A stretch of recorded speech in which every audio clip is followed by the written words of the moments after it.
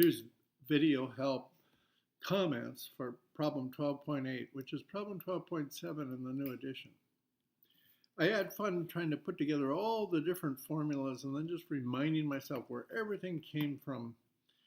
And, there are all kinds of answers and things given in our written homework advice, so that'll help you. But this might help you too. Okay, let's start. The total sampling time will be just, of course, the number of times you sample along, the read direction usually, your analog to digital converter step. Your receive coil is turned on. And I've got the number of steps times the time of each step, my delta TR. I'll call R or X often PE, phase encode, or Y, partition encode, or Z, back and forth.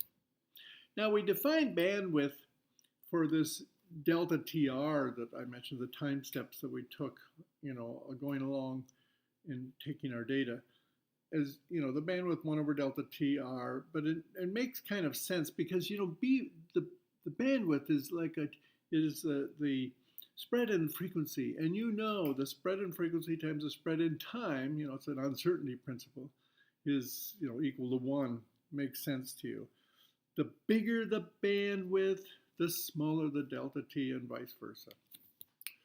Remember our previous problem, we learned about delta K equal 1 over L, the field of view. On the other hand, remember, let's go back to basic things. K is gamma bar GT. Now let's go even more basic than that. We had precession. It's defined by this exponential. The exponent is gamma BT, that's omega T, for our basic Larmor precession in a magnetic field B. Well, if the magnetic field is due to a gradient, Gx, then we take the coefficient of X out, and that's the more fundamental thing rather than T or G. That's K. That's the different values of K that allow us to make an inverse Fourier transform to get back our reconstructed image, and that's great. Well, with that basic K expression, we get delta K either from time steps or gradient steps, usually phase encode gradient steps.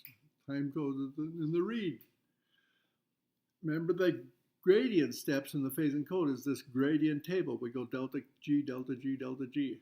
The maximum value, and of course it's just minus usually the minimum value, is 1/2 then the total number of steps. If we think about total number of steps here, half of them times the essential change every time through, called delta GY, giving us the maximum value.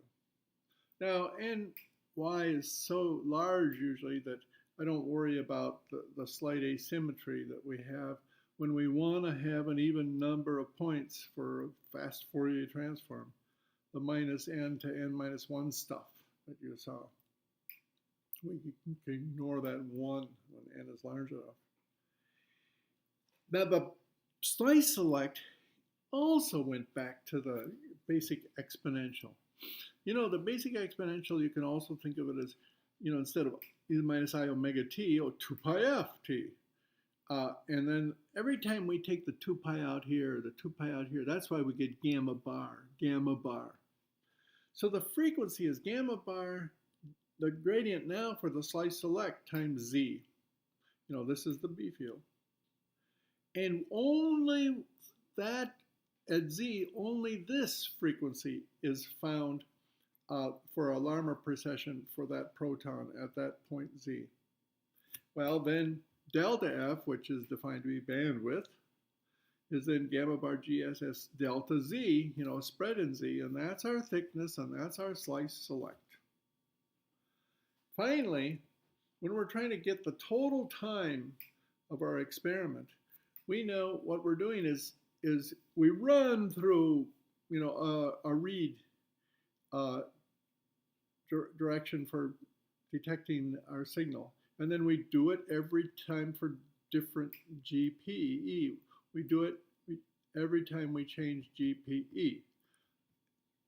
that's NPE times this original TR, which is not just TS, but the whole stuff, all the gradients and the RF pulses and the gaps in between and everything. That's our total time. And, it's called R for really repeat time, because we'll usually, we have to repeat it every time for the gradient changes. For 3D, we have one more thing. We'll have a gradient table like this where we run over the gradient in the z direction and partition encode times. And so, of course, 3D is just that much longer.